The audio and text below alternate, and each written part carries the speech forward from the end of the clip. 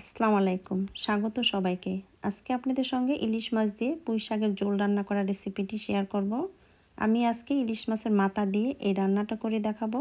তবে আপনারা ইলিশ মাছ ছাড়াও আপনাদের পছন্দ মতো অন্য যে কোনো মাছ দিয়েও এইভাবে এই রান্নাটা করতে পারবেন। আশা করছি ভালো লাগবে।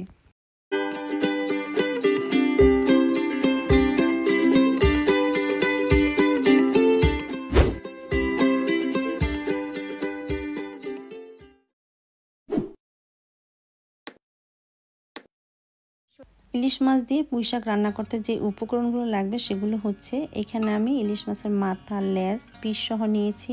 মাথাটাকে কেটে কয়েক টুকরো করে নিয়েছি।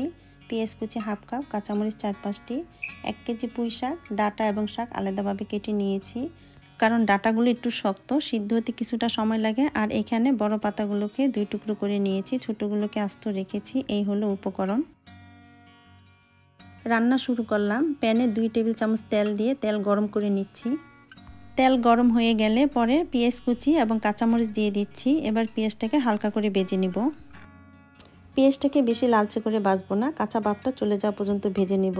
যখন এরকম হালকা নরম হয়ে আসবে এই পর্যায়ে দিয়ে দিচ্ছি আদা রসুন বাটা 1 চা চামচ। আদা রসুন বাটাটাকে পেঁয়াজের সাথে কিছুক্ষণ নেড়েচেড়ে ভেজে নিব।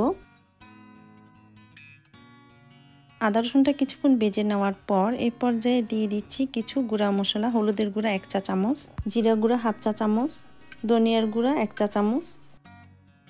এবার মশলাগুলোকেও পেঁয়াজের সাথে কিছুক্ষণ ভেজে নিব।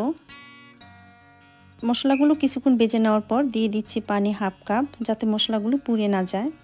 এখানে আমি 1 চা চামচ মরিচের গুঁড়ো অ্যাড করেছি, দেখাতে ভুলে গেছি। এবার মশলাগুলোকে নেড়েচেড়ে পানির সাথে ভালো করে মিশিয়ে দিতে হবে। চুলার আঁচ মিডিয়ামে রেখে ডেকে মশলাগুলোকে ভালো করে কষিয়ে নেব 2 মিনিট। 2 মিনিট পর আমি ঢাকনাটা খুলে নিচ্ছি। মশলাটা কষানো হয়ে গিয়েছে। দিয়ে দিচ্ছি লবণ 1 চা চামচ। লবণটাকে নেড়েচেড়ে মশলার সাথে মিশিয়ে এই পর্যায়ে দিয়ে দিতে হবে মাছগুলোকে আমি সামান্য পরিমাণের হলুদ এবং লবণ দিয়ে মেখে রেখেছিলাম 10 মিনিটের জন্য। দিয়ে দিচ্ছি পানি 1 কাপ। এখন মাছগুলোকে নেড়েচেড়ে মশলার সাথে মিশিয়ে দিচ্ছি। চুলার আঁচ মিডিয়াম থেকে মিডিয়াম লো করে ডেকে দিব। ডেকে দিয়ে এবার মাছটাকে কষিয়ে নিব 5 মিনিট। এরই মাঝে একবার ঢাকনা খুলে নেড়ে দিব। তো ফিরে আসছি 5 মিনিট পর। 5 মিনিট পর আমি ঢাকনাটা তুলে নিচ্ছি। মাছগুলো এতক্ষণে সিদ্ধ হয়ে গেছে, এবার তুলে নিচ্ছি।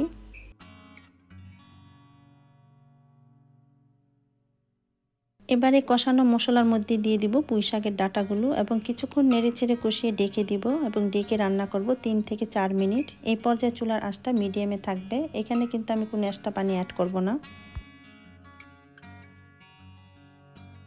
4 মিনিট পর আমি ঢাকনাটা তুলে নিচ্ছি। এর মধ্যে কিন্তু ডাঁটাগুলো প্রায় সিদ্ধ হয়ে গেছে।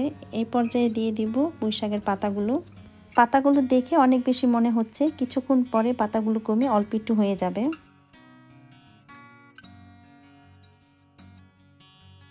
এবার ডেকে দিব আর ডেকে রান্না করব আরও 3 মিনিট।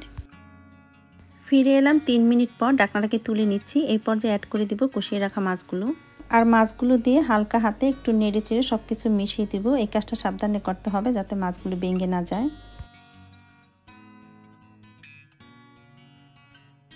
আজকে যেহেতু আমি ইলিশ মাছ দিয়ে পুঁই শাকের ঝোল রান্না করব, এই পর্যায়ে অ্যাড করে দিচ্ছি 1 কাপ পানি।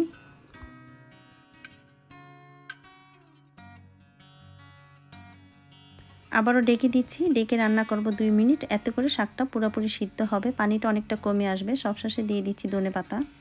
এরই মাঝে আমি লবণটা চেক করে নিয়েছি, আপনারাও চেক করে নেবেন। একসাথে বেশি লবণ দিবেন না। শাকের পরিমাণটা দেখতে বেশি হলেও রান্নার পরে কিন্তু অনেকটা কমে যায়। লবণের পরিমাণ বেশি হলে শাকটা খেতে ভালো লাগে না।